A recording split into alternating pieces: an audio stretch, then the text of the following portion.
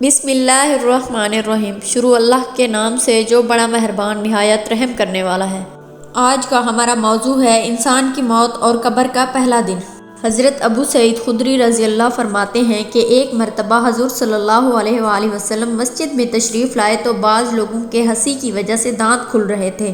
حضور صلی اللہ علیہ وآلہ وسلم نے ارشاد فرمایا، اگر تم لذتوں کے توڑنے والی موت کو کثرت سے یاد کرتے تو ان چیزوں میں مشغول ہونے سے روک دیتی جن سے ہنسی آئی۔ ہر شخص کی قبر روزانہ اعلان کرتی ہے کہ میں بالکل تنہائی کا گھر ہوں، میں سب سے علیحدہ رہنے کا گھر ہوں، میں کیڑوں کا گھر ہوں۔ جب نیک مومن دفن ہوتا ہے تو قبر اس سے کہتی ہے کہ تیرا آنا بڑا مبارک ہے، تیرے آنے سے بڑی خوشی ہوئی۔ جتنے لوگ میری پشت پر چلتے تھے ان میں تو مجھے بہت پسند تھا، آج تو میری ماتحتی میں آیا ہے تو میں اپنا طرز عمل تجھے دکھاؤں گی۔ اس کے بعد وہ اتنی وسیع ہو جاتی ہے کہ جہاں تک مردے کی نظر جائے وہاں تک زمین کھل جاتی ہے اور ایک کھڑکی جنت میں کھل جاتی ہے جس سے وہاں کی خوشبوئیں، ہوائیں وغیرہ آتی ہیں۔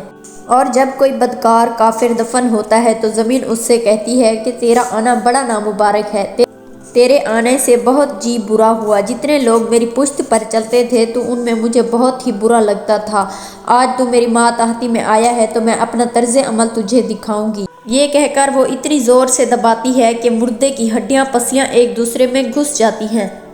حضور اقدس صلی اللہ علیہ وآلہ وسلم نے ایک ہاتھ کی انگلیاں دوسرے ہاتھ کی انگلیوں میں ڈال کر بتایا تھا کہ اس طرح پسلیاں ایک جانب کی دوسری جانب گھس جاتی ہیں اور 70 اژدہا سانپ اس کو ڈسنا شروع کر دیتے ہیں، اور وہ ایسے زہریلے ہوتے ہیں کہ اگر ان میں سے ایک بھی زمین کے اوپر پھونک مار دے تو قیامت تک زمین پر گھاس اگنا بند ہو جائے۔ یہ سب کے سب قیامت تک اس کو کاٹتے رہیں گے۔ اس کے بعد حضور صلی اللہ علیہ وآلہ وسلم نے فرمایا، قبر یا تو جنت کے باغوں میں سے ایک باغ ہے یا دوزخ کے گڑھوں میں سے ایک گڑھا ہے۔ ناظرین محترم، امید کرتے ہیں کہ یہ ویڈیو آپ کو پسند آئی ہوگی۔